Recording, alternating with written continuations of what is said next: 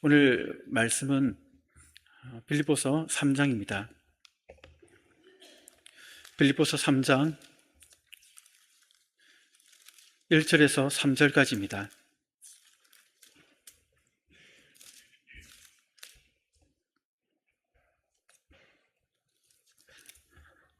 빌립보서 3장 1절에서 3절 말씀 제가 봉독해 드리겠습니다. 끝으로 나의 형제들아, 주 안에서 기뻐하라. 너희에게 같은 말을 쓰는 것이 내게는 수고로움이 없고 너희에게는 안전하니라. 개들을 삼가고 행악하는 자들을 삼가고 몸을 상해하는 일을 삼가라. 하나님의 성령으로 봉사하며 그리스도 예수로 자랑하고 육체를 신뢰하지 아니하는 우리가 곧 할례파라. 아멘.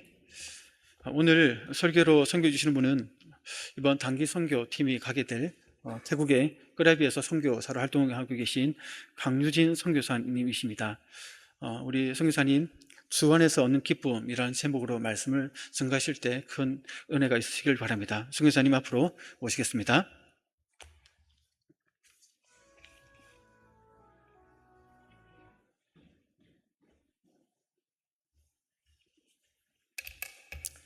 할렐루야. 하나님은 살아계십니다. 할렐루야. 여러분, 선교는 무엇입니까? 교회는 무엇입니까? 장유 호산나 교회 하면 생각나는 게 있습니다. 제가 이제 태국 끄라비에 만으로 10년 있었는데 3년 전에 현지 교회를 개척을 했습니다.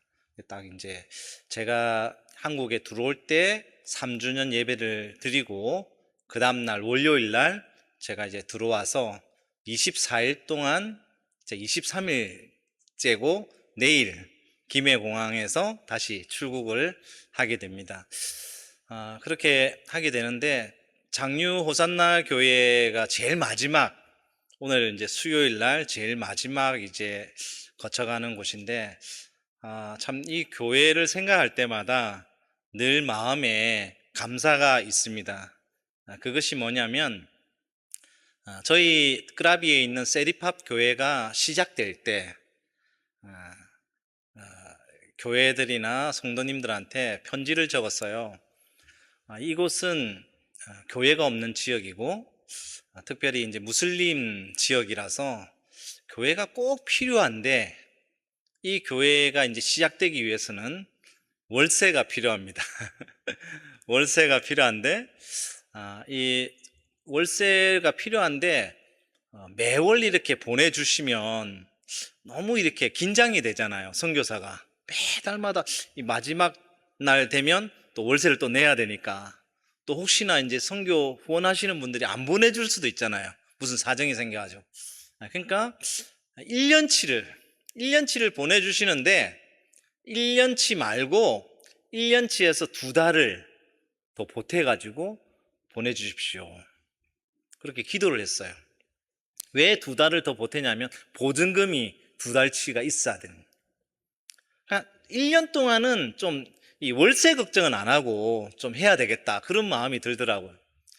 그 기도를 했는데 참 감사하게도 이 장유 호산나 교회에서 그 1년치 월세를 보내주셨어요. 근데 그 보내주신 헌금이 어떤 헌금이냐면, 코로나 기간이라서 단기 선교를 가지 못하기 때문에 그 단기 선교 비용을 이 월세로 보내준다고 우리 최 목사님께서 말씀을 하시더라고요. 참 귀하다. 참 이 코로나 기간인데, 코로나 기간이면 모든 것들이 축소되잖아요. 교회도 성도님들이 줄어드니까 재정적으로도 많이 줄어들었을 거예요. 그런데도 선교를 줄이지 않고 단기 선교 갈 것을 미리 그 예산을 교회를 세우는 일에 참 이렇게 사용하는 그 마음 씀씀이가 귀하다. 선교사가 생각할 때 참 귀하다라고 생각을 하는데, 하나님께서 보실 때에 얼마나 이 교회를 사랑하시겠나. 그런 마음이 들더라고요. 저는 코로나 이후에 우리 장유 오산나 교회가 어떻게 됐는지 정확하게 잘 몰라요, 상황을. 그러나 하나님께서는 우리 성도 한 사람 한 사람을 기억하시고 또 교회를 기억하시고, 왜냐하면 교회가 예수 그리스도의 반석 위에 세워진 교회이기 때문에. 교회는 주님의 교회잖아요. 여러분, 무슬림 땅에 교회가 세워지는 것이 쉽겠습니까? 2년 전에 제가 여기에 와서 말씀을 전한 적이 있어요. 근데 그때도 그런 이야기를 했겠지만 교회가 들어선다니까 월세를 안 주겠다는 거예요. 제가 선교사라고 이야기를 하니까 사택을 2달 동안 이야기를 안 하더라고. 들어오라는 얘기를 안 해요. 집 얻는 것도 힘들고 교회 얻는 것도 힘든 거예요. 주님의 은혜로 집이나 교회나 얻게 되었습니다. 그렇게 해서 2년 동안 쭉 이렇게 교회를 하다가 2년 때 되니까 약간 이렇게 어려움이 왔어요. 같이 이렇게 처음에 이제 교회를 개척을 시작했던 우리 권사님 같은 분이 계신데, 그분이 이렇게 우리 끄라비에 이제 신학교를 시작하게 됐거든요. 그 신학교를 시작하면서 신학생이 되려면 담임 목회자의 사인이 필요한 거예요. 동의가 필요한 거예요. 근데 희한하게도 그분이 그 이전에 있던 교회의 목사님에게 사인을 받는 거예요. 나중에 알게 됐어요. 본인이 이 지역에서 태어나서 이 지역에서 정말 전도하고 교회를 세우기를 원해서 이렇게 왔는데, 그분이 신학교에 등록할 때는 제가 담임 목사가 아니고 이전에 있던 목사님이 담임 목사님. 이유가 뭐냐 물어봤더니 본인이 나이가 많고 죽으면 장례식 추례를 그 이전에 있는 목사님에게 받아야 되겠다는, 자기 자녀도 있고 또 장례식에 올 사람도 다 이전에 있던 그 교회의 사람들이 다 올 것이기 때문에 돌아가야 된다는. 그 제가 한 달 시간을 주면서 기도해 보세요. 정말 이 교회에 남아 있을지 아니면 이전에 있는 교회를 가야 될지. 당신이 여기에서 참 이렇게 지도자로서 우리 사모하고 이제 저하고 세 사람이서 교회를 이렇게 세웠는데, 만약에 이렇게 교회에 2개의 적을 가지고 있으면 안 됩니다. 그렇게 해서 이야기를 한 달 동안 시간을 주고 기도해 보세요 했는데, 결국은 이제 이전에 있는 교회로 가게 되었습니다. 그러면서 이제 교회가 이렇게 그렇게 되면 이제 좀 몇 사람이 또 이렇게 떠나게 되잖아요. 그분이 이제 교회 안 나오니까 나도 이 교회 안 나와요 하면서 이제 떠나갔어요. 그래서 굉장히 힘들더라고, 마음이. 참 이렇게 전도하고 열심히 기도하고 그렇게 해도 열매가 잘 안 맺히는 거예요. 제 얼굴이 좀 하얗죠? 좀 까무잡잡합니다. 제 태국에 가면 태국 사람인 줄 알아요. 태국말 하면. 왜냐하면 태국 날씨가 덥잖아요. 이 한국도 굉장히 많이 더워졌다고 그러는데, 태국이 최근까지 한 3개월 정도 실제 온도가 아니고 체감 온도가 40도 정도 됐어요. 3개월 동안 40도 넘는 때도 있었고. 그러니까 태국 사람들도 살아가기가 힘든 거예요. 그래서 이 태국 사람들이, 현지 사람들이 이야기하기를, 야, 올해 같은 때는 없었다, 그렇게 얘기해요. 너무 더우니까 이 지구가 갈수록 더워지는 것 같아요, 온난화 때문에. 그런 지역에서 제가 성실하게 하나님 앞에서 전도하고 믿음 생활하고 신앙 생활하고 사람들을 양육했습니다. 근데 열매가 많이 안 나타났어요. 그 이유가 뭘까? 여러 가지 많이 생각을 했습니다. 근데 그 중에 하나는 이 땅을 위해서 기도의 씨앗을 뿌린 사람이 없더라는 거예요. 교회가 없는 지역인데 아무도 그 땅을 위해서, 교회가 한 번도 들어선 적이 없는 그 땅을 위해서 기도로 심은 사람이 없는 거예요. 그러니까 내가 하나님 열매 주세요. 열매 주세요. 전도에 열매 주세요. 기도 많이 했는데, 여러분, 이제 씨앗 심어 놓고 열매 달라고 하면 그거는 도둑놈 심보 아니겠습니까? 나무도, 식물들도 금방 씨앗 심어 놓으면 몇 년이 지나야지 열매를 맺어요.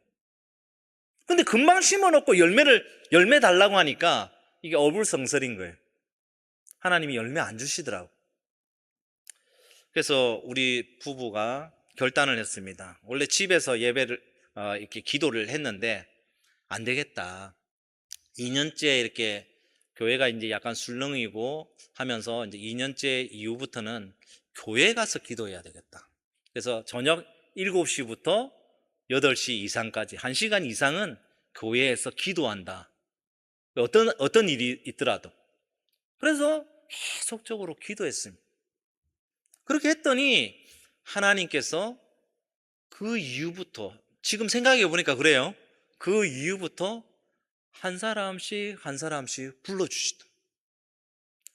중학교 1학년 학생을 전도했는데 그 학생을 통하여서 그 어머니가 교회에 나오게 되고, 그 어머니를 통해서 또 그 마을에 있는 식당 하시는 분이 또 전도받아서 교회에 나오고, 한 사람씩 또 이렇게 신실한 가정이 또 이렇게 교회에 나오게 되고, 그러면서 사람이 한 사람씩 모여지게 되더라.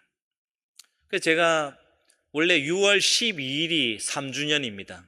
근데 제가 6월 2일 날 3주년 예배를 드렸어요. 왜냐하면 6월 3일 날 저희가 한국에 들어오려고 하니까 6월 2일 날 예배를 드렸는데, 참 이렇게 전도 받아서 이렇게 온 사람도 많고 하나님께서 교회를 가득 채워주시더라. 여러분, 이 한국에서도 전도하기 힘들지만 태국에서도 굉장히 전도하기 어렵습니다. 가서 이렇게 마을에 가서 전도했을 때 예수를 믿겠다고 그럽니다. 영접을 해요. 그런데 그 사람이 교회까지 나오는 것은 굉장히 어려워요. 말은 잘하는데 교회는 안 나와요. 참 감사한 것은 제가 이제 사택의 주변에 있는 우리 마을의 사람들에게도 전도를 참 많이 했습니다. 영접도 하고 뭐 이렇게 한국에서 물품도 오고 이러면 또 이렇게 나누어 주기도 하고 그렇게 했는데, 정말 2년째까지는 사람들이 교회 안 나와요. 성탄절 때 저희 사택에서 아이들 잔치를 했거든요. 그때는 나왔어요. 근데 교회는 안 나와. 근데 3주년이 되었을 때 이번에 그 마을 사람들을 초청했어요. 감사하게도 그 주일학교 아이의 어머니, 또 다른 아이의 할머니 두 분이 교회에 나왔어요. 제가 생각해 볼 때 그런 것 같아요. 2년 동안은 이분들이 저를 살펴본 거예요. 저 사람이 과연 어떤 사람인가? 제가 그 중고등학교 한국어 선생이거든요.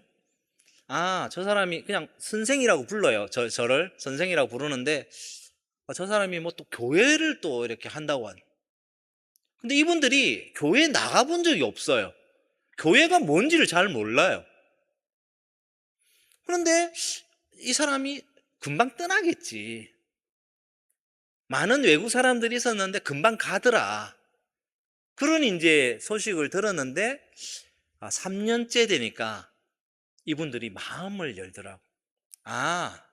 이분은 여기를 떠날 뿐이 아니구나. 그것을 조금씩 깨닫게 되는 것 같아. 그래서 믿음이 이제 그 속에 들어오니까 자기 손주들, 자기 딸이 발표회야 한다 그러니까, 3주년 때 발표회야 한다 그러니까 교회에 나오게 된 거예요. 금방 열매 맺는 것은 없습니다.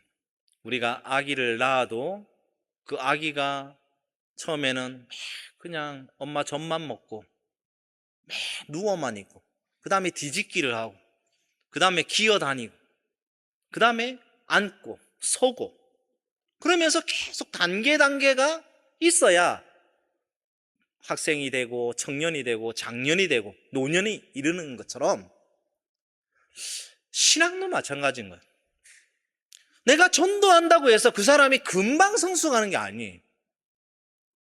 그 사람을 끊임없이 1:1 양육을 하고 제자 훈련을 하고 정말 그 사람을 옆에서 끊임없이 도우고 도와야 그 사람이 세례도 받고 또 다른 사람을 또 제자 삼고 그 사람이 리더가 되어서 많은 사람들을 더 옳은 길로 인도하는 그런 사람이 될 수 있다는 것입니다.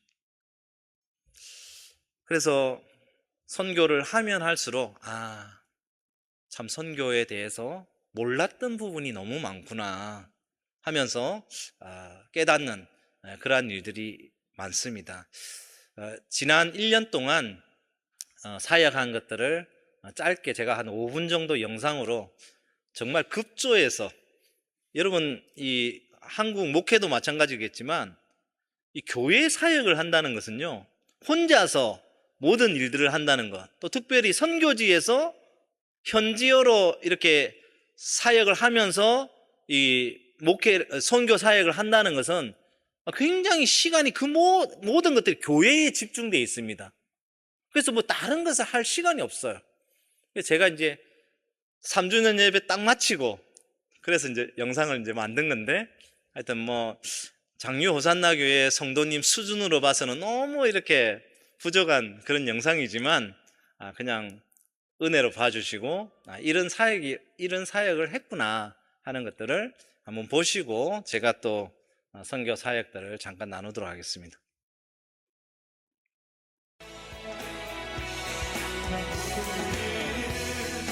기대하고 기도하며 기다리네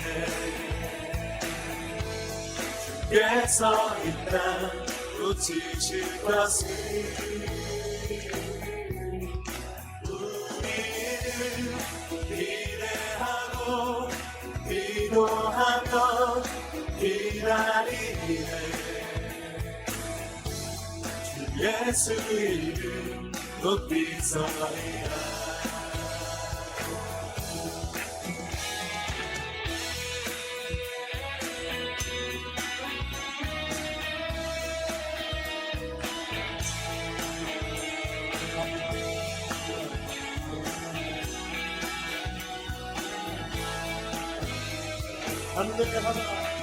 담대하라 감사하라 기뻐하라 송축하라 만유보다 크신 하나님 그 약속을 지키시리라 그 약속을 지키시리라 우리는 기대하고 기도하며 기다리네 주께서 이 땅 고치실 것을 우리는 기대하고 기도하며 기다리네 주께서 이름 높이 서리라 담대하라 담대하라 감사하라 기뻐하라 송축하라 만유보다 크신 하나님 그 약속을 지키시리라 그 약속을 지키시리라 우리는 기대하고 기도하며 기다리네 주께서 이 땅 고치실 것을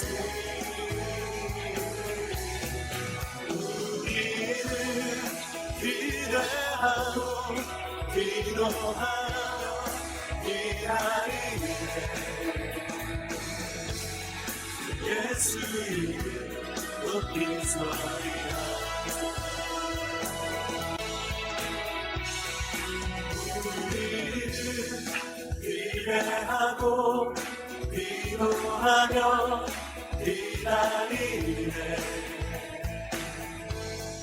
주께서 이 땅 고치실 것을 우리는 기대하고 기도하며 기다리네 주 예수 이름 높이 서리라.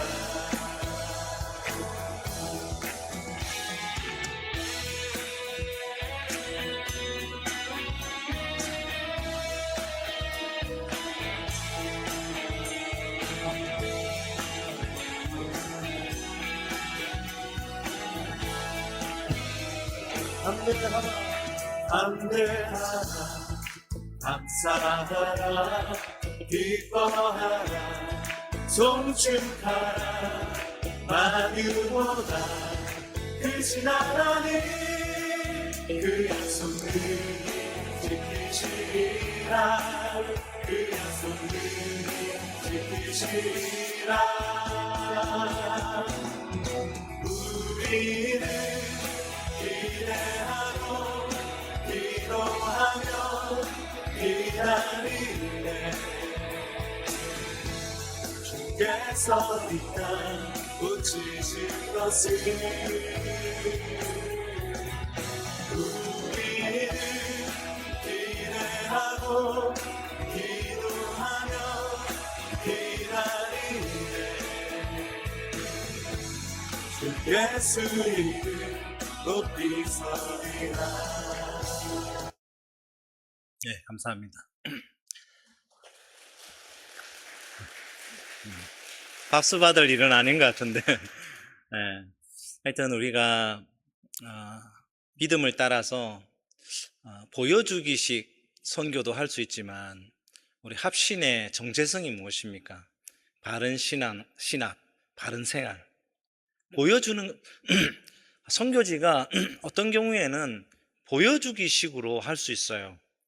그래서 뭐 이렇게 많은 물질을 가져다가 뭐 선물 주면서 많은 사람들 모이게 해서 사진 한번 찍고 그래서 이제 한국 교회에서 우리 선교를 이렇게 잘합니다. 그렇게 할 수 있는데 우리의 양심은 그런 건 아니잖아요. 하나님 앞에서 정직하게 해야 되잖아요. 그래서 어떻게 이 현지인들을, 태국 사람들을 잘 이렇게 믿음으로 성장시킬 수 있는가? 그것은 말씀밖에 없는 것 같더라고요. 그래서 제가 3년 전에 이렇게 교회를 시작하면서부터 성경 읽기를 하고 성경 한 장을 읽고 그 문제를 만들어 가지고 문제를 풀고 이제 사람들에게 이제 쭉 돌아가면서 문제를 풀고 하면서 한 일주일에 이제 예배 전에 1시간씩 그렇게 성경 읽고 문제 풀고 나누고 했어요. 그렇게 하면 이제 한 1시간 해도 한 2장 내지 3장밖에 못 합니다. 그렇게 했는데 아마 이제 한 8월 달, 이제 지금 이제 돌아가서 한 8월 달 정도 되면 이제 신약을 마칩니다. 3년 동안 했어요. 3년 동안. 우리 성도들이 뭐라고 하냐면, 야, 선교사님, 이런 공부는 처음 해봤습니다. 간혹 이제 다른 교회에 있다가 오신 분도 있거든요. 이런 성경 읽고 문제 풀고 하는 것은 정말 선교사님, 우리 교회밖에 없어요. 굉장히 자부심을 느끼고 있어요. 그리고 이제 말씀을 이제 전하고 난 이후에 예배를 마치고 우리가 둘러 앉아가지고 오늘 들은 말씀을 가지고 나눔을 합니다. 잠깐 동안. 그러면서 쭉 한 사람씩 아이들도 이렇게 다 해요. 그렇게 하는데 그 말씀을 나누는 게요, 굉장히 신선해요. 큐티도 자기 혼자서 큐티 하는 것하고 큐티 나눔을 하는 것하고는 굉장히 그게 분위기나 느낌이 다릅니다. 그죠? 이렇게 말씀 나눔을 하니까 그 어린아이 입에서 나오는 그 말도 어른들의 심금을 울릴 때가 있어요. 야, 애인데 이렇게 깨달을 수 있겠는가? 아, 이렇게 발표를 하네? 어른들도 도전을 받을 때가 종종 있어요. 그리고 우리가 이제 다 초신자들이잖아요. 대부분 다 초신자들이거든. 이제 제가 뭐 설교를 태국어를 한다고 해도 얼마나 잘하겠습니까? 근데 설교를 적어요. 설교가 무슨 내용인지 적어요. 근데 그게요, 저한테도 도움이 돼요.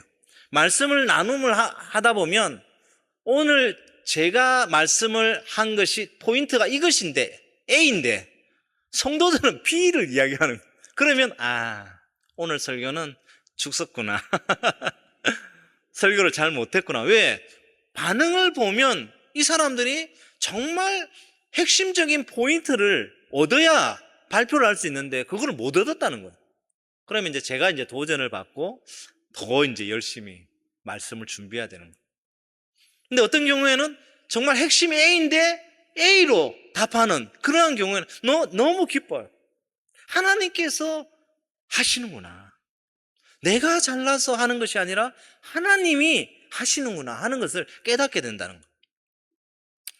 그래서 참 말씀 사역을 이제 신약 성경밖에 안 되지만 이제 3년 동안 이렇게 하니까 하나님께서 은혜 주셔서 또 그나마 이만큼 이렇게 성장하게 하시는구나. 그렇게 이제 깨닫게 되고, 우리가 이제 매주마다 사실은 우리 여자 성도님들이 반찬을 하나씩 이렇게 만들어 와요.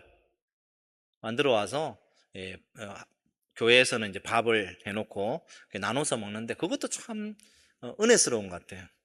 같이 이렇게 만들어 먹는. 우리는 이제 그 한국식 음식을 또 이렇게 만들어 가면 한국 음식이라 하면서 이제 또 이렇게 먹게 되고. 그렇게 해서 이렇게 서로 간에 깊은 교제들을 이렇게 나누고 하니까 너무 좋은 것 같아요. 근데 한 가지 부족한 것. 그게 뭐냐면 헌금 생활입니다. 헌금 생활. 헌금 생활을 이제까지 성도들이 어리다는 이유 때문에 강조를 안 했어요. 선교사가 모든 것들을 책임지는. 그러니까 당연히 성도들도 이런 어려움들은 선교사님이 다 알아서 해줄 거야 이렇게 생각하는. 그래, 우리 성도님들이 이렇게 헌금을 하는 걸 보면 이 성도들이 헌금을 하는데 월세도 안 나오는 거예요. 다른 거는 모든 것들을 다 선교사님이 책임져 주니까 이제 제가 이제 좀 돌아가서 좀 헌금도 생활 어떻게 해야 돼, 재정적인 그러한 부분들을 어떻게 해야 되는지를 가르쳐야 될 것 같아요. 왜? 그것이 축복의 통로니까. 하나님 앞에 받은 것을 올바로 써야 하나님께서 더 많은 축복을 부어주실 거잖아요. 그래서 한국 교회가 어떻게 헌금 생활을 하고 있고 11조를 저희 선교사밖에 아는 가정이 없으니까 그만큼 믿음이 어리다는 거예요. 또 그런 부분도 있지만 또 종교적인 그런 부분도 있어요. 불교 신자였을 때는 헌금을 굉장히 많이 합니다. 불교는요. 왜냐하면 불교가 기복신앙이잖아요. 그래서 윤회설이 있고 내가 이 땅에 있으면서 선한 일을 많이 해야 다음 생애에 윤회할 때 이렇게 더 좋은 것으로 또 우리 부모님이 뭐 이렇게 극락을 가든지 그렇게 하잖아요. 그래서 뭐 땅도 내놓고요. 굉장히 이 절에는요, 이게 시주 이렇게 하는 사람들이 많아요. 근데 교회만 딱 이렇게 전도대가 나오면 그때부터는 헌금 생활을 안 하네요. 그게 왜 그런가 가만히 생각해 봤더니 구원은 은혜로 받는 것이다. 내가 선한 일을 많이 해가지고 내가 헌금을 많이 해서 구원을 받는 것이 아니고 구원은 전적인 은혜다 하는 것만 머릿속에 기억이 남나 봐요. 그래서 어찌하든지 내가 그들에게 뭐 헌금 많이 해라 한다고 해서 될 문제는 아니죠. 왜? 뭐 가난한 사람들이 일단은 많으니까. 가난한 사람들이 어떻게 헌금을 그렇게 갑작스럽게 많이 할 수 있겠습니까? 11조를 어떻게 할 수 있겠어요?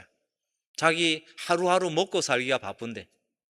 그러나 그럼에도 불구하고 말씀의 도리를 따라서 잘 가르칠 때, 목회자나 선교사는 말씀을 잘 가르쳐야 되잖아. 말씀이 원하는 바가 무엇인지를 가르치면 하나님께서 은혜 주시면 그들의 마음에 감동이 될 것이고, 아직도 그들이 준비되지 못했다면 뭐 그냥 좀 더 시간이 지나야 그 모든 것들이 해결되는 것이고 하는 것 아니겠습니까? 사실 이렇게 끄라비라고 하면 외형적으로는 굉장히 참 아름다운 곳입니다. 전 세계적으로 요즘에 핫한 지역이 끄라비입니다. 알고 계셨어요? 전 세계의 많은 여행객들이 이 끄라비를 주목하고 있어요. 굉장히 아름다운 도시예요. 관광 지역입니다. 세계에서 아름다운 그 섬 중에 하나가 피피섬인데, 피피섬이 끄라비에 있어요. 또 홍섬도 있고 포 아일랜드도 있고, 산 위에 에메랄드 풀이라고 정말 에메랄드 색깔의 풀장도 있고, 그 옆에는 온천이 있고, 세계에서 2개밖에 없는 소금 온천이 끄라비에 하나 있습니다. 그 외에도 한국도 카페가 유명한 카페들이 많죠. 근데 정말 경상도 말로 죽이는 카페, 뷰가 죽이는 카페가 끄라비에 있습니다. 코로나를 통해 가지고 카페들이 많이 생겨났어요. 그 외에도 아름다운 지역들이 무수합니다. 그런데 우리 인간의 내면, 영적인 면을 바라볼 때는 그만큼 추악하고 사악하고 더럽고 마귀적인 요소가 끄라비 속에는 가득 차 있습니다. 여러분, 아까 영상에 잠깐 이렇게 보셨지만 낀제 축제라는 게 있어요. 낀제 축제가 있는데 이게 뭐냐면 중국식 불교예요. 중국에서 넘어온 불교예요. 근데 이 사람들은 이 축제 기간이 되면 보통 한 2주에서 3주 이렇게 하는데, 축제 기간이 되면 무당들이 등장합니다. 무당들이 등장하는데 그 무당들이 어떤 무당이냐면 신들림, 신을 받은 무당들이에요. 그래서 그 무당이 될 사람들이 절에 모여가지고 계속 기도합니다. 신 내림을 받기 위해서 계속 기도하는데, 그렇게 계속 기도하면서 신 내림을 받아요. 그러면 어떻게 하느냐? 아까 그 칼 하여튼 10개 이상 되는 칼을 이 볼에다가 꽂아. 여기까지 다 나오게. 그거를 여기 5개, 칼 여기 5개. 그렇게 해가지고 다녀요. 근데요, 이게 가짜가 아니고 실제예요, 실제. 신내림을 받아서 이 칼을 꽂으면 그렇게 다닐 수 있어요. 옆구리에도 이렇게 하는 사람이. 그래서 항상 이 낀제 축제할 때는 옆에 앰뷸런스가 있어요. 이렇게 하다가 사실은 가짜로 이렇게 아직 신내림을 덜 받았는데 그런 것 하다가 피를 너무 많이 흘려가지고 죽는 사람이 있어요. 앰뷸런스가 항상 대기하고 있습니다. 그런 사람들이 이제 시가행진을 하면서 가게를 들리면서 무당들이 복을 빌어주는 거예요. 폭죽을 터뜨려요. 그러면서 폭죽을 터뜨리면 자기들 말로는 귀신이 떠나간다는, 폭죽에 뻥 하는 그런 소리 때문에.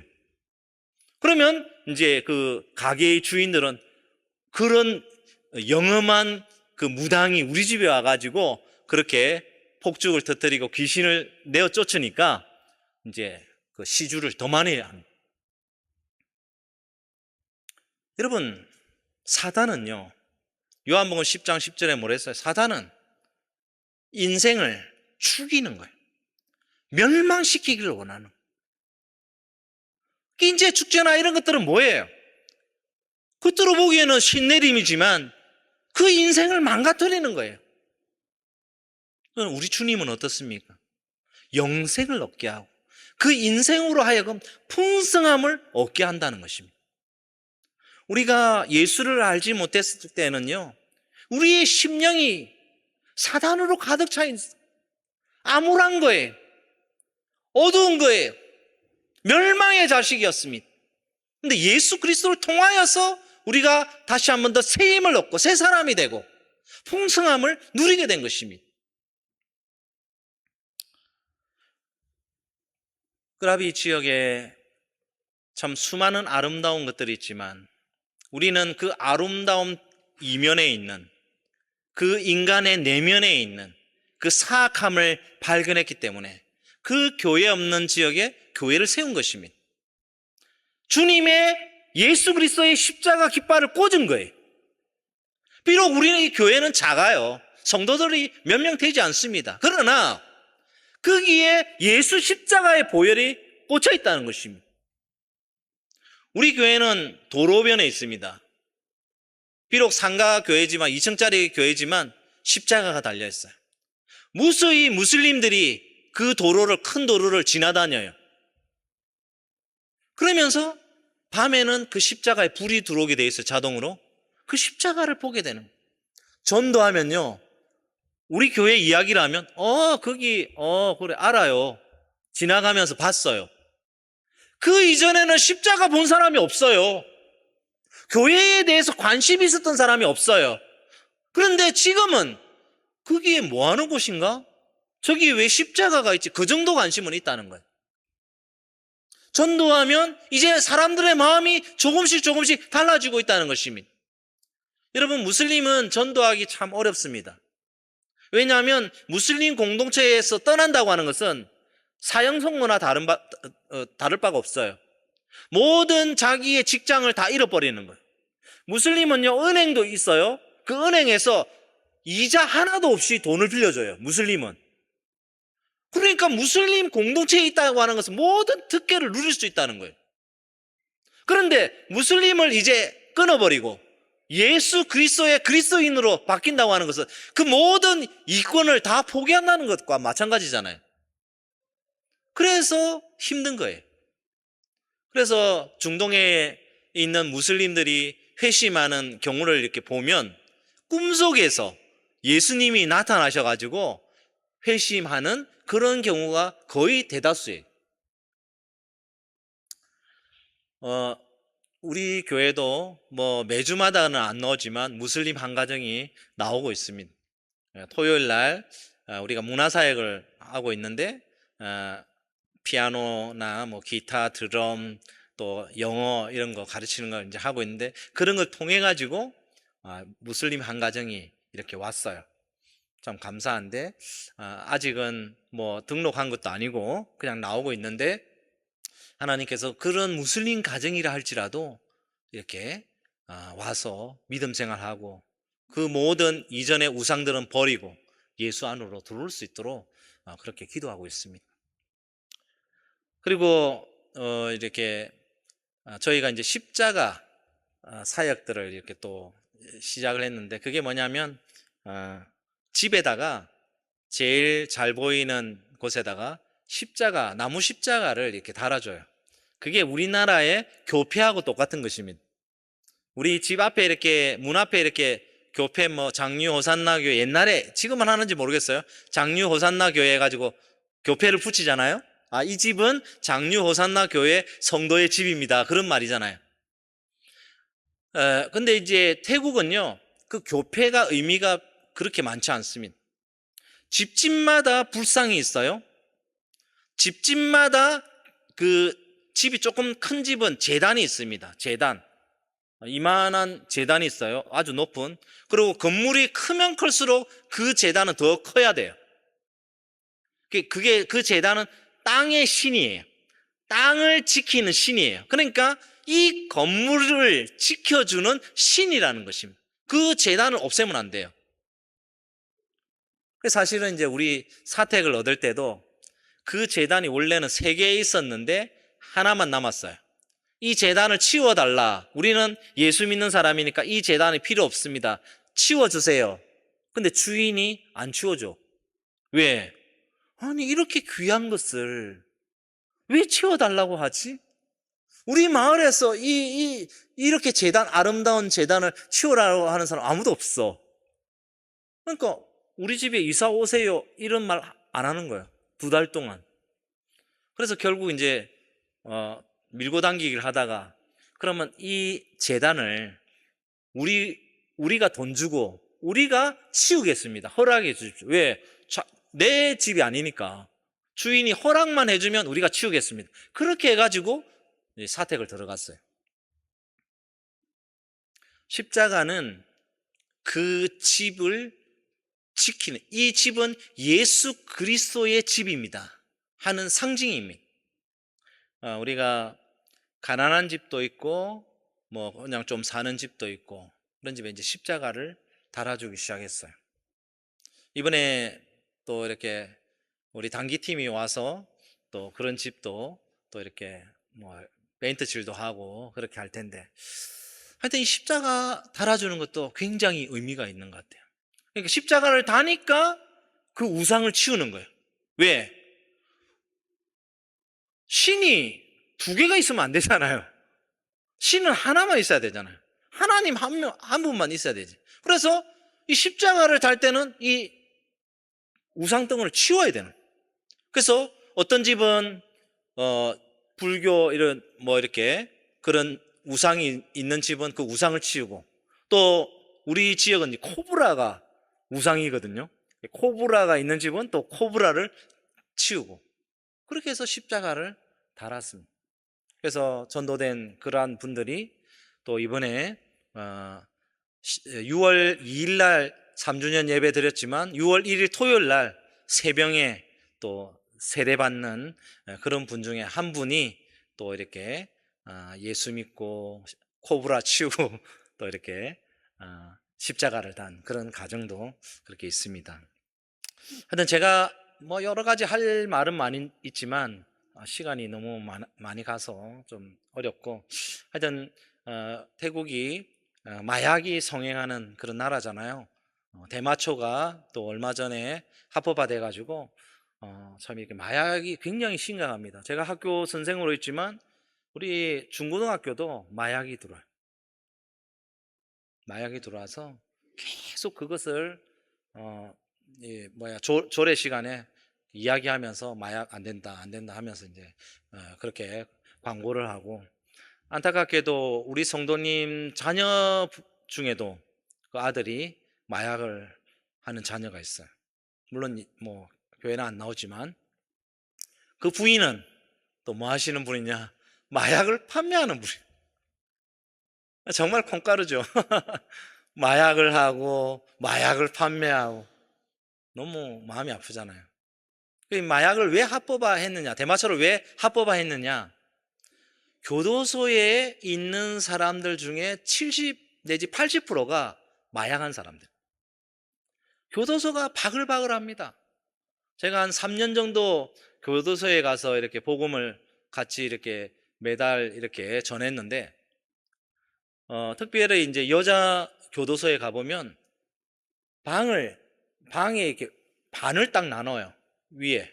그래서 이제 중이층처럼 반을 나눠가지고 그 위에서 잠을 자고 생활을 합니다. 설 수가 없어요. 구부려가지고 이렇게 다녀야 돼요. 왜 그러냐? 너무 교도소에 사람들이 많이, 죄수들이 들어오니까, 특히 마약 사범들이 들어오니까 이게 이게 할 수 있는 그 공간이 없는 거예요.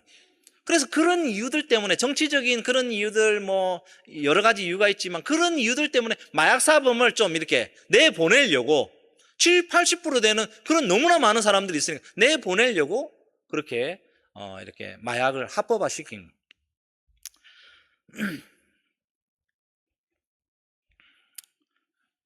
그리고 이제 저희들이 이제 3주년 됐지만 저희 교회에서 한 40분 정도 떨어진 그 또 다른 교회 없는 지역에 교회를 지금 세우려고 합니다. 세우려고 하는데 쉽지는 않죠. 쉽지는 않는데 정말 하나님께서 은혜 주시면 거기에 교회를 세울 수 있을 것이다 생각하고, 한 가정이 지금 우리 교회로 이렇게 저희들이 태워가지고 나오는데 한 가정이 있거든요. 그래서 거기서 이제 계속 셀 모임 하면서 교회를 이제 세울 건데, 지금 이제 교회 장소를 그렇게 구하고 있는 중에 있어요. 왜? 너무 이제 그 가정이 참 이렇게 가난한 가정이 돼가지고 열악하니까 뭐 아무도 이렇게 그 집에는 안 오는 거예요. 그리고 이제 좀 더 모인 공간이 좀 큰 공간이 필요해서 한 달에 한 20만 원 정도 하면 그렇게 교회를 세울 수 있지 않을까. 교회를 세우는 것은 돈으로 세우는 것은 절대 아닙니다. 돈으로 세우는 건 절대 아니죠. 근데 누군가가 헌신을 하지 않으면 교회는 세워지지 않습니다. 브리스길라와 아굴라가 그의 집을 오픈했을 때 거기에 교회가 세워지는 거예요. 어느 누군가의 헌신을 통해서 해야 되는데, 물론 태국인들이 교회를 세울 수도 있어요. 근데 그런 경우는 지극히 드문 경우예요.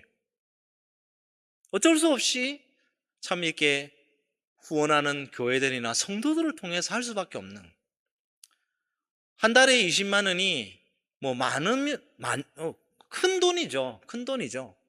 뭐 이렇게 1년이면 240만 원인가요? 뭐 그 정도 되는데 그게 작은 돈은 아니죠. 그러나 교회가 세워진다고 하는 것은, 예수 그리스도의 십자가의 깃발이 꽂아진다고 하는 것은, 그것은 주님께서 가장 기뻐하시는 거예요. 한국 땅에는 정말 교회가 너무 많아가지고 정말 어떻게 해야 될지 모를 그 정도로, 물론 어려운 교회들도 있죠. 있기는 있죠. 근데 태국은요, 전체 인구 중에 1%가 기독교인이에요. 특히 남쪽 지역은요 0.3%밖에 안 돼요.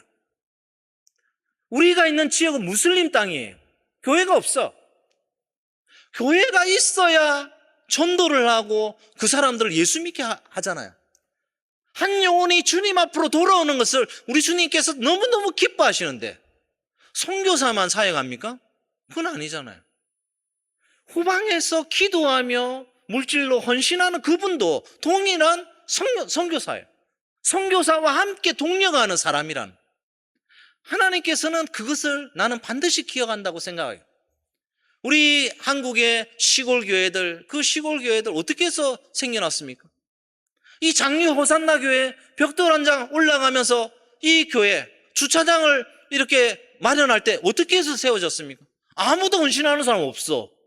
그럼 어떻게 교회가 세워집니까? 누군가는 헌신이 있어야 돼. 그런데 그 헌신을 내가 좋아서 하는 게 아니라 주님이 기뻐하시기 때문에, 그 땅에 교회가 없기 때문에, 주의 복음이 땅끝까지 증거되어야 되기 때문에 그 일을 한다고 하면 주님께서 기뻐하시잖아요. 제가 그라비에 간 지 10년이 됐는데 우리 자녀 막내를 2명 데려갔어요. 우리 큰애는 뭐 고등학교 영어 교사니까 뭐 안 데려가도 자기 알아서 잘 사니까. 근데 고등학교 2학년 1학기 마치고 우리 아들을 데려갔어요. 우리 아들이 공부를 잘했습니다. 뭐 전교에서 뭐 몇 등 했어요. 그럼 태국에 데려가. 왜? 부모 때문에. 어쩔 수 없이 가는 거예요. 자기 혼자는 못 사니까. 어려움이 많았습니다. 개입해서 정말 대학교도 못 간다는 페인, 나는 페인이 되는구나. 내가 한국에 있었으면 대학도 잘 가고 했을 텐데 내가 여기 태국에 아빠 따라와가지고 내가 페인이 되는구나. 그렇게까지 얘기를 했어요. 그게 뭐예요? 나는 그것도 하나의 헌신이라고 생각합니다. 내 자녀가 잘 될 수 있지만, 물론 뭐 못된 건 아니에요. 지금 되도록이면 다 잘 됐죠. 우리 서울에서 대학 나와서 다 직장생활 하고 있으니까 잘 됐죠. 근데 그 당시에는 그랬다는 거예요.